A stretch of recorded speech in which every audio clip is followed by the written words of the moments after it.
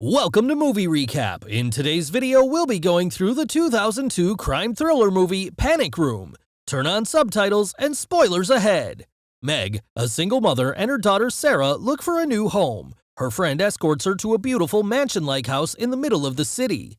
The salesman introduces them to the house. He walks them through what they call a parlor room and a living room. Sarah is seen using her scooter and seems to pay attention to the tour. The salesman shows them the elevator and brags about it. He continues to tell the story of the previous owner. The friend convinces her that she should immediately make an offer because she feels they hit the jackpot on this one. The salesman tours them around and asks what she is doing for a living. She replies that she is planning to go back to school. The salesman shows them the master bedroom. As they continue to admire the property, the salesman asks them to reprimand Sarah. Meg notices the room to be smaller than it should be. The salesman shows them the panic room. They go inside the panic room and Meg looks around. The salesman tells them that the walls are concrete. The telephone connects to a different line from the main one, the security cameras all over the house, the proper ventilation, and many more features of the panic room. He closes the door of the panic room. Meg seems to panic and tells him to open the door. He opens the door and Sarah is outside. Sarah claims the room to be hers. Meg believes that the door is hazardous, but the salesman proves her wrong by showing the laser motion detector feature of the door.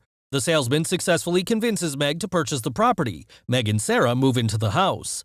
Meg hooks up the phones in their living room and shows them to Sarah. Sarah sarcastically congratulates her. Meg asks for the number and she orders pizza.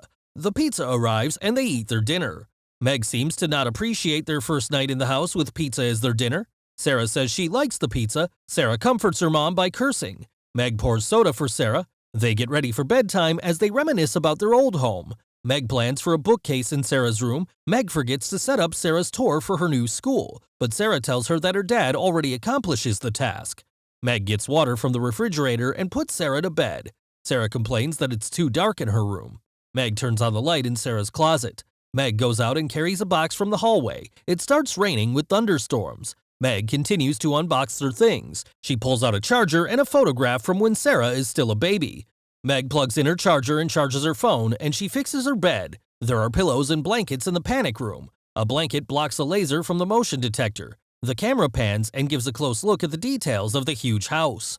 Meg cries in the bathtub while drinking wine. Meg studies the security functions of the house and tries it. She successfully turns on the security cameras. Meg falls asleep as the rain continues to pour. She leaves her wine glass on her bedside as she dozes off. A stranger from outside tries to open the main door. He tries to open it with his key but fails. Another man tells him to go in the back door. He tries opening it but fails for the second time. He climbs up to the emergency stairs and tries all of the doors that he encounters. He goes to the roof and opens a hatch. A security pad triggers Meg's bedside, but Meg is sleeping so deep. Burnham successfully goes inside the house and starts exploring inside. He is in shock with the nightlight that he is looking for. Meg wakes up and drinks water from her bedside. Man sees Sarah sleeping and he closes the door. The man sees Meg sleeping. Meg is now awake but is facing the opposite direction. Burnham goes down and lets his crew inside. Raoul is joining their heist without his permission. Seeing Meg and Sarah's belongings in the living room puzzles his partner.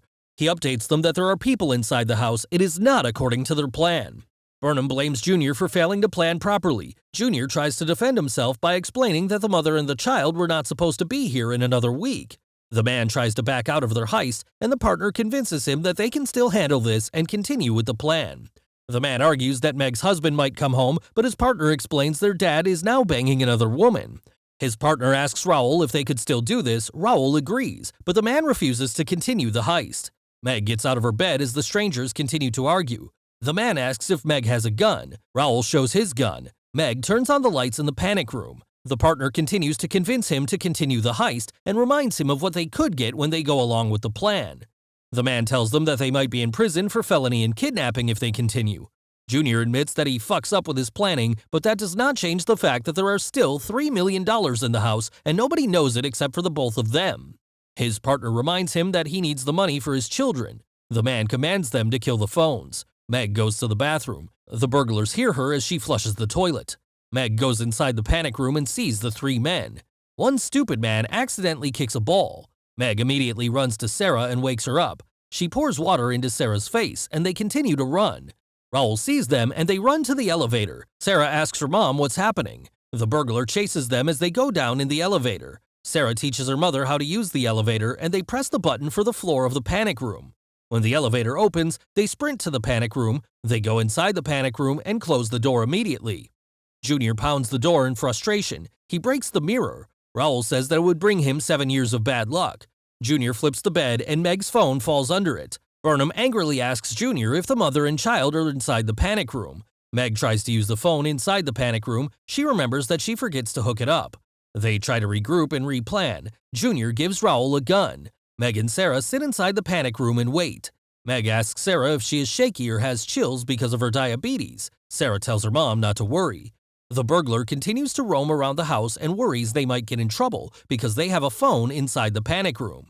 Burnham says that the phone is not connected. He would know because he works at Manhattan Security. Meg uses the pager to tell the burglar that the police are on their way to the house. The burglars call their bluff. Meg tells them to take what they want and leave. Junior writes and tells them that what they need is inside the panic room. Meg tells them that they will not get out and that they should go out of their house. Burnham tells how they built the house to keep away burglars. They continue to plan to get Meg out of the panic room. Burnham screws all of the doors in the house. Meg and Sarah could see this from the security cameras. Raoul uses a sledgehammer to go inside the panic room from below.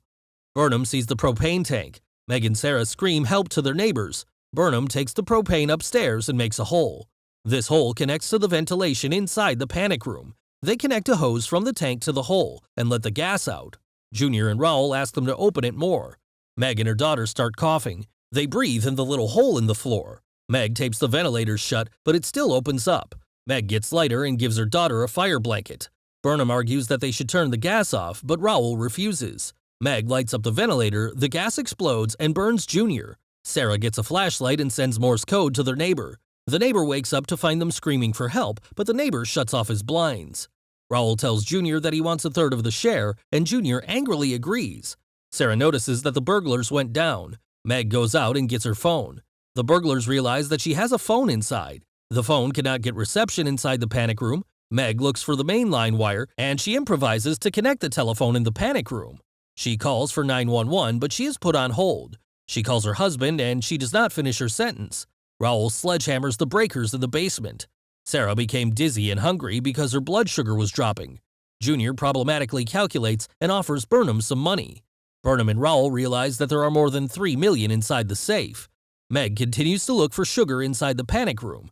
Junior confirms that more money is inside the safe, but it does not matter now because they cannot get it now. Raoul kills Junior. Sarah sees this through the security camera. Stephen shows up at the door and Raoul strangles him. Burnham is about to go outside, but Raoul stops him. Stephen gives his wallet and shows his identity to the burglars.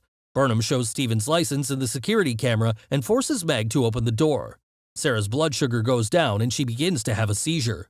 Meg looks at the security camera and sees Burnham carrying what looks like Raoul. She goes out to the panic room and sees what looks like her husband, but this is Raoul in her husband's clothes. Meg goes to the refrigerator and she gets the insulin for Sarah. Burnham goes inside the panic room and sees Sarah shivering. Burnham gets his tools for the operation. Meg runs to the panic room and sees the burglars inside. Raoul strangles Meg, throws her away, and runs to the panic room. Meg throws the insulin to the room before Burnham closes the door. Raoul's hand gets stuck on the door, Raoul leaves his gun, and Meg gets it. Meg asks him to give Sarah the insulin shot. Burnham asks Meg to go down, and she follows Burnham, opens the door, and Raoul freezes his hand.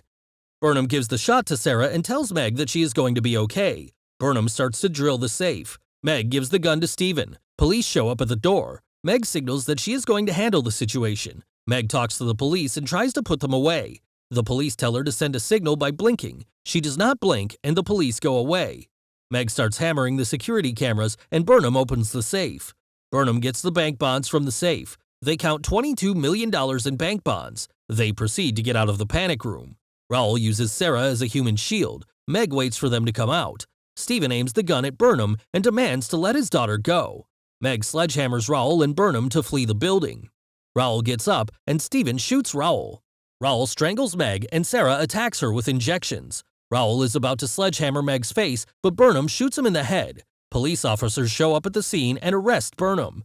Burnham surrenders, and the bank bonds fly in the air, and that ends the heist. At the end of the movie, Meg and Sarah hang out in the park, holding a newspaper and finding another, simpler house. Thanks for watching. Please like, subscribe, and click the bell icon to get new movie recaps.